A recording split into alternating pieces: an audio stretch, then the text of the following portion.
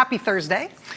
So for months, we have been hearing about organizing efforts, about what people plan to do in case President Trump took action to try to shut down the investigation into Russian interference in his election and the crucial question of whether his campaign was in on that foreign operation.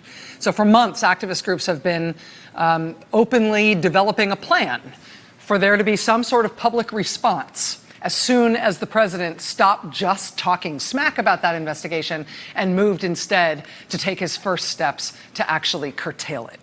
Well, yesterday, after the president fired the attorney general and installed a hand-picked replacement to oversee the entire Justice Department, including the Mueller investigation, those groups that have been musing about this possibility for months, yesterday they declared that they had reached their break glass in case of emergency moment. And so that put their long-developed plan into action for today. Under the banner Protect Mueller, which is the #1 trending hashtag on Twitter tonight and has been all night, and under the additional banner Nobody is Above the Law. At 5 p.m. local time all over the country tonight, people showed up. In New York City, it was thousands of people in Times Square. Ultimately, they marched as a group downtown toward Union Square. It's a distance of about 25, 30 city blocks. The marchers apparently stretched for about a dozen of those blocks as they marched downtown. In Virginia, State Route 7 in Virginia. Talk about contrast with Times Square. Look at this. Rural State Route 7 looked like this, the sign saying Truth and Protect Mueller. In Roanoke, Virginia, people marched with big banners that read, No one is above the law, protect the investigation. In Kansas City, Missouri, in what looks like, this looks to me like the dreaded wintry mix, right? Snowy, slushy, icy rain. Hey, hey, ho, ho. Maybe it's ho, ho, hey, hey. There we go. Mueller ain't going away. That rhymes better than hey, hey, ho, ho. People came out in Charleston, South Carolina tonight as well. People came out in downtown Cincinnati, Ohio.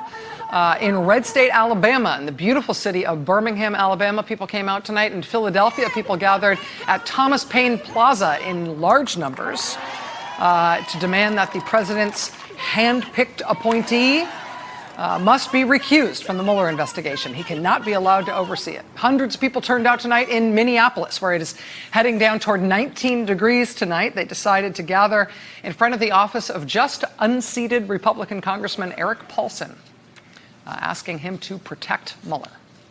I think this is why people didn't mind the cold there tonight. No more Minnesota nice. Now I'm Minnesota mad.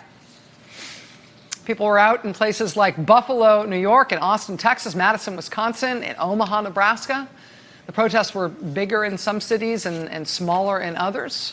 Little Rock, Arkansas, Smyrna, Georgia, Sioux Falls, South Dakota, where it was snowing, Santa Fe, New Mexico.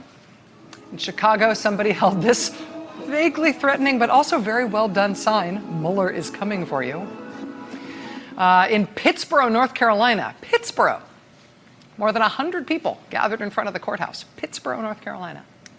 And there's so many more cities where these things happen tonight on zero notice. Morristown, New Jersey, Kingston, New York, St. Louis, Missouri, Bar Harbor, Maine. I mean, people were out on the road in super snowy Bemidji, Minnesota tonight, and in warm and sunny St. Petersburg, Florida, all 50 states. So people out in the streets tonight. And that's asking a lot of people, right, in terms of their civic engagement just this week. I mean, just 2 days ago, everybody had to freaking line up to vote, take time out of the day, in some cases take many hours out of the day to go vote on Tuesday. Everybody stayed up late on Tuesday night watching the election returns come in. Now it's just 2 days later, and thousands of people are out in the streets, over 1,000 protests all around the country.